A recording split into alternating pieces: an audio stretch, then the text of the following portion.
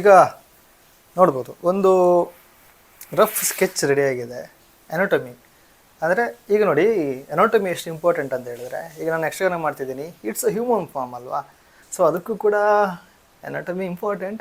So ಅದಕ್ಕೋಸ್ಕರ some rough sketch ideas ಎಲ್ಲ, ಒಂದು ಬಾಡಿ ಆಗಿರ್ಬೋದು, ಇದು back portion, then full body sketches. So ಈಗ ಇದು ಬೇಕಾದರೆ ಇದು ಬೇಸ್, ಇದಕ್ಕೆ ಡ್ರೆಸ್ ಹಾಕೋದಷ್ಟೇ, ಯಕ್ಷಗಾನದ ಡ್ರೆಸ್ ಇದ್ರೆ.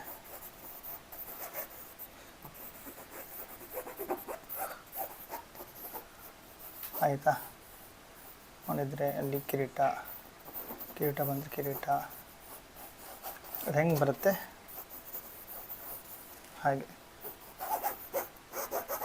ಸೊ ಇದು ತುಂಬ ಇಂಪಾರ್ಟೆಂಟ್. ಎನಾಟಮಿ ಸರಿ ಬಂದರೆ ಎಲ್ಲವೂ ಸರಿ ಬರುತ್ತೆ. ಇದು ಜಸ್ಟ್ ಬೇಸ್ ಸ್ಕೆಚ್, ಇದು ಫುಲ್ ಪರ್ಫೆಕ್ಟಾಗಿ ಮಾಡಿಲ್ಲ ಬಿಕಾಸ್ ಅದ್ರ ಮೇಲೆ painting. Let's move on to the paint session. ಮತ್ತು ಪೇಂಟಿಂಗ್ ಸ್ಟಾರ್ಟ್ ಮಾಡಿದ್ದೀನಿ.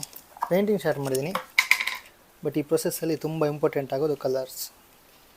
ನನ್ನ ಸಿಗ್ನೇಚರ್ ಸ್ಟೈಲಲ್ಲಿ ನಾನು ಯೂಸ್ ಮಾಡೋದು ಈ ವರ್ಮೆಲನ್ ಹ್ಯೂ ಕಲರ್,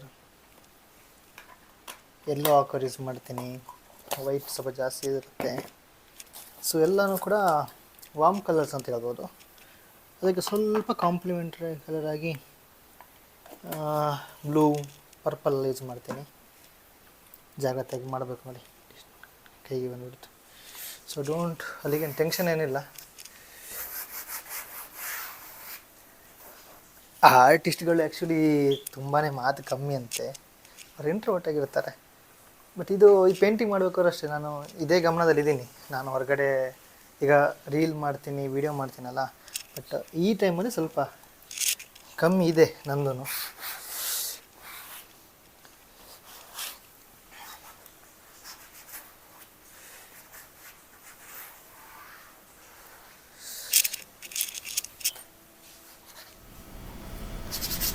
ಬ್ಯಾಕ್ಗ್ರೌಂಡ್ಗೆ ಒಂದು ಸೂಟಬಲ್ ಕಲರ್ ಆ್ಯಡ್ ಮಾಡಿದ್ಮೇಲೆ ಎನಾಟಮಿನ ಡೀಟೇಲಿಂಗ್ ಆಗಿ ಸ್ಕೆಚ್ ಮಾಡ್ತಾ ಬರಬೇಕು. ಅಲ್ಲಿ ಲೈಟ್ ಆ್ಯಂಡ್ ಡೆಪ್ತ್ನ ಸ್ಟಡಿ ಮಾಡೋ. ಅಂದರೆ ಈಗ ನೋಡಿ, ನಾನೀಗ ಸ್ಕೆಚ್ ಮಾಡ್ತಿರೋದು ಫಿನಿಶಿಂಗ್ ಪೇಂಟಿಂಗ್ ಆದಮೇಲೆ ಅದು ಸ್ವಲ್ಪ ಉಳಿಯಲ್ಲ. ಬಟ್ ನನಗೆ ಪ್ರಾಕ್ಟೀಸ್ ಆಗಬೇಕು, ಎನಾಟಮಿ ಸ್ಟಡಿ ಆಗಬೇಕು ಅನ್ನೋ ಉದ್ದೇಶದಿಂದ ನಾನು ಸ್ಟಾರ್ಟಿಂಗಿಂದನೇ ಮಾಡೋದು. ಅಂದರೆ ಔಟ್ಪುಟ್ ಇಲ್ಲದೆ ಇದ್ರೂ ಪ್ರೊಸೆಸ್ ಇದೆಯಲ್ಲ, ಆ ಪ್ರೊಸೆಸ್ ತುಂಬಾ ಇಂಪಾರ್ಟೆಂಟ್ ಆಗುತ್ತೆ. ಫಾರ್ ಎಕ್ಸಾಂಪಲ್, ಮನೆ ಕಟ್ಟೆ ಆದಮೇಲೆ ಹೊರಗಡೆಯಿಂದ ಚೆಂದ ಕಾಣುತ್ತಲ್ವ, ಬಟ್ ಅಡಿ ಇರುವಂಥ ಅಡಿಪಾಯ ಅದು ಕಾಣಲ್ಲ, ಬಟ್ ಇದೆ. ಸೊ ಅದೇ ರೀತಿ ಇಲ್ಲೂ ಕೂಡ ಅದು ವರ್ಕೌಟ್ ಆಗಿದೆ. ಕೌರವ ಗಂಜೋತ ಎಲ್ಲವ ಕಳಗೊಂಡು. ನನ್ನ ತುಳುನಾಡು ಸೀರೀಸ್ನ ಮೊದಲ ಪೇಂಟಿಂಗ್ ಇದು, ಯಕ್ಷಗಾನ. ಇದರಲ್ಲಿ ತೆಂಕತಿಟ್ಟು ಬಡಗತಿಟ್ಟು 2 ಭಾಗ ಇದೆ. ಅದರಲ್ಲಿ ನಾನು ಬಡಗತಿಟ್ಟನ್ನು ಆಯ್ಕೆ ಮಾಡಿಕೊಂಡೆ. ಯಾಕಂದರೆ ಕಿರೀಟ ಅನ್ನುವಂಥದ್ದು ನನಗೆ ಪರ್ಸ್ನಲಾಗಿ ನನಗೆ ತುಂಬ ಅಟ್ರಾಕ್ಷನ್ ಅದ್ರ ಮೇಲೆ. ಹಾಗಾಗಿ ಮತ್ತು ಅದರಲ್ಲಿ ನೃತ್ಯ ಇರ್ಬೋದು, ಸ್ವಲ್ಪ ಡಿಫ್ರೆನ್ಸ್ ಇರುತ್ತೆ.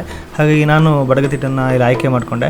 ಒಂದು ಮೇನ್ ಫಿಗರನ್ನ ಸೆಲೆಕ್ಟ್ ಮಾಡಿಕೊಂಡು ಅದನ್ನು ಇಂಪ್ಲಿಮೆಂಟ್ ಮಾಡಿಕೊಂಡು, ಈ ಕ್ರಿಯೇಟಿವ್ ಪೇಂಟಿಂಗ್ ಇದು ಏಕೆ ಡಿಫ್ರೆಂಟ್ ಇರುತ್ತೆ ಬೇರೆದಕ್ಕೆ ಅಂತ ಹೇಳಿದ್ರೆ, ನಾವು ಮಾಡುವಂತಹ ಮೆಥಡ್, ನಾವು ಯೂಸ್ ಮಾಡುವಂಥ ಮೆಥಡ್ಸ್, ಯೂಸ್ ಮಾಡುವಂಥ ಕಲರ್ಸ್, ಹೇಗೆ ಓವರ್ಲ್ಯಾಪ್ ಮಾಡ್ತಾ ಬರ್ತೀವಿ, ಅಥವಾ ಒಬ್ಬೊಬ್ರು ಒಂದೊಂದು ಸ್ಟೈಲ್ ಇರುತ್ತೆ. ಅಬ್ಸ್ಟ್ರಾಕ್ಟ್ ಮಾಡ್ತಾರೆ, ಫಿಗರೇಟಿವ್, ರಿಯಲಿಸ್ಟಿಕ್ ಮಾಡ್ತಾರೆ. ಸೊ ನಾನು ಇದರಲ್ಲಿ ನನ್ನದೇ ಒಂದು ಸ್ಟೈಲ್ ಯೂಸ್ ಮಾಡಿಕೊಂಡು ಅದನ್ನು ಬಿಲ್ಡ್ ಮಾಡ್ತಾ ಇದ್ದೀನಿ. ಕೌರವ ಗಂಜುತ ನನಗನ್ಸೋ ಪ್ರಕಾರ ನಾವು ಮಾಡೋ ಆರ್ಟಲ್ಲಿ ಯಾವುದೇ ಒಂದು ರೆಸ್ಟ್ರಿಕ್ಷನ್ಸ್ ಅಥವಾ ರೂಲ್ಸ್ ಇರಬಾರ್ದು ಅಂತ. ಮೆಥಡ್ಸ್ನ ನಾವು ಫಾಲೋ ಮಾಡಬೇಕು, ಸ್ಟೆಪ್ಪನ್ನು ನಾವು ಫಾಲೋ ಮಾಡಬೇಕು. ಬಟ್ ಈಗ ಒಂದು ಯಕ್ಷಗಾನ ಅಂತ ಇದ್ದರೆ ಅದೊಂದು ಆರ್ಟ್ ಫಾರ್ಮ್. ಆ ಆರ್ಟ್ ಫಾರ್ಮನ್ನು ನಾನು ಇನ್ನೊಂದು ಆರ್ಟ್ ಫಾರ್ಮಾಗಿ ನಾನು ಕನ್ವರ್ಟ್ ಮಾಡಬೇಕಾದ್ರೆ ಇಲ್ಲಿ ನಾನು ನನ್ನದೇ ಆದಂತಹ ಏನು ಟೆಕ್ನಿಕ್ಸ್ ಇದೆ, ನನ್ನ ಸ್ಟೈಲ್ ಇದೆ, ಅದನ್ನು ಇಂಪ್ಲಿಮೆಂಟ್ ಮಾಡ್ಕೊಬೋದು. ಇದ್ದಂಗೆ ಇರೋ ಥರ ಬಿಡಿಸೋದು ರಿಯಲಿಸ್ಟಿಕ್ಕಲ್ಲಿ ಒಂದು ಮೆಥಡ್ ಹೌದು, ಬಟ್ ಅದರಲ್ಲಿ ನಮ್ಮ ಸ್ವಂತಿಕೆ ಏನಿರಲ್ಲ.